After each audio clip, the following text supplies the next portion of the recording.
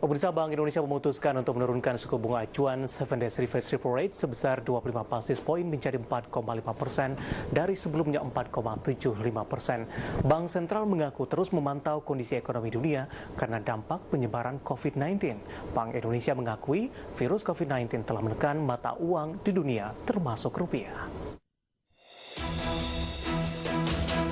Rapat Dewan Gubernur Bank Indonesia pada 18-19 Maret 2020 memutuskan untuk menurunkan BI 7-day reverse repo rate sebesar 25 basis poin menjadi 4,5% dari sebelumnya 4,75%. Selain itu, Bank Sentral juga menurunkan suku bunga deposit facility sebesar 25 basis poin menjadi 3,75%. Kemudian suku bunga lending facility juga diturunkan sebesar 25 BPS menjadi 5,25%. Bank Sentral mengaku terus memantau kondisi ekonomi dunia karena dampak penyebaran COVID-19.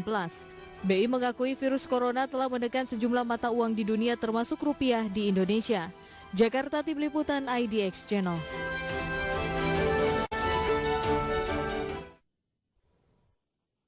Pemirsa, seberapa efektifkah kebijakan Bank Indonesia ini yang kembali menurunkan suku bunga acuan dalam menjaga perekonomian Indonesia di tengah gempuran virus corona?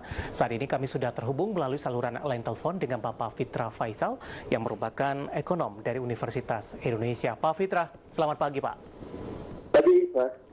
Pak Fitra, bagaimana Anda melihat kebijakan yang dilakukan oleh Bank Indonesia yang lagi-lagi memangkas suku bunga acuan di tengah kondisi perekonomian yang di tengah gempuran COVID-19 sampai sejauh ini?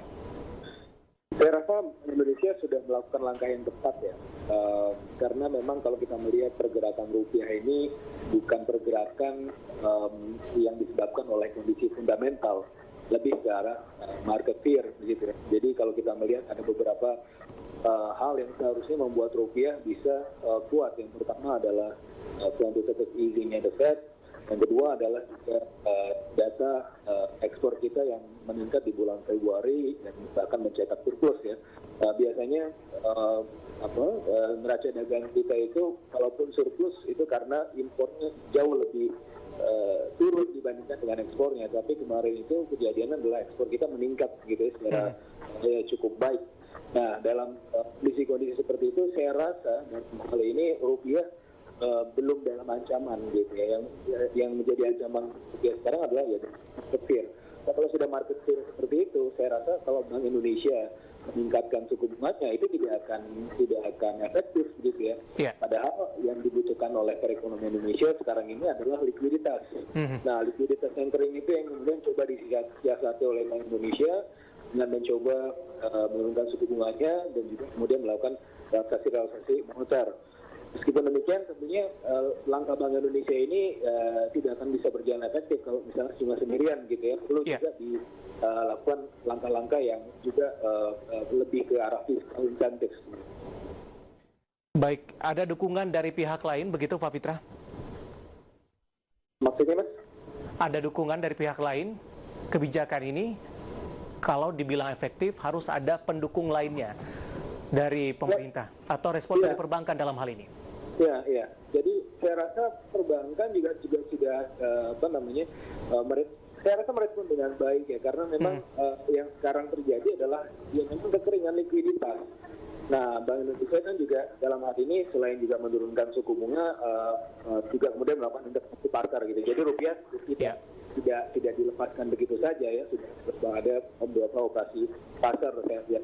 Dan dalam kondisi ini di tengah ketidakpastian, saya rasa memang saya lebih sepakat dengan Bank Indonesia untuk memilih membanjiri pasar dengan likuiditas ketimbang ikut-ikutan tonnya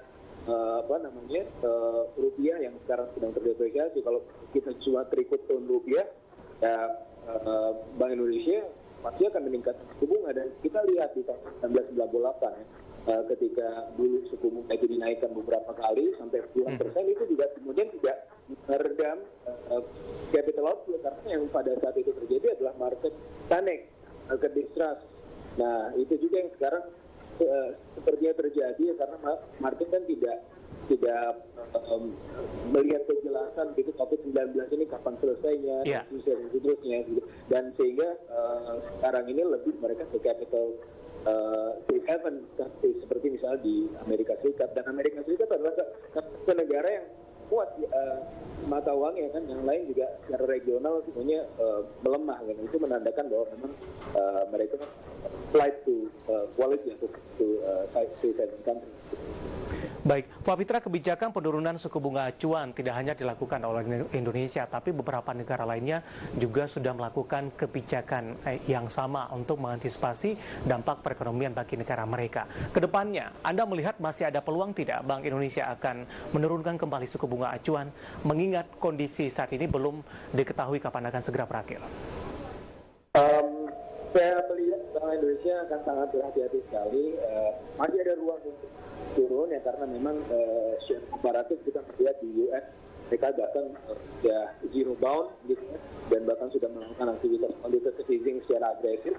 Ruang-ruang itu masih selalu ada. Tapi kita sekarang ingin menjaga agar daya beli masyarakat dalam hal ini bisa bertahan gitu ya, gejolak, dan juga kemudian industri masih bisa beroperasi gitu. Karenanya yang memang harus dilakukan adalah menurunkan cost of financing. Ya. Dan dengan easing cost of financing ini juga sepertinya juga akan mengurangi tekanan dari USD gitu ya. Jadi karena ini adalah beberapa bantalan yang diberikan oleh Bank Indonesia.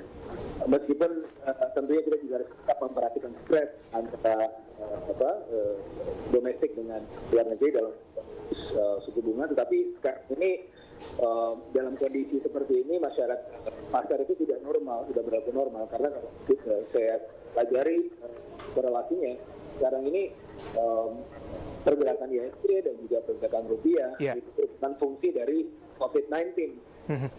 Jadi bukan merupakan fungsi dari fundamental. Baik. Pak Fitra, terima kasih sudah bergabung bersama kami di pagi hari ini di Idea Channel, Pak Fitra. Ya, sama-sama. Baik, terima kasih. Ada Bapak Fitra Faisal yang merupakan ekonom Universitas Indonesia.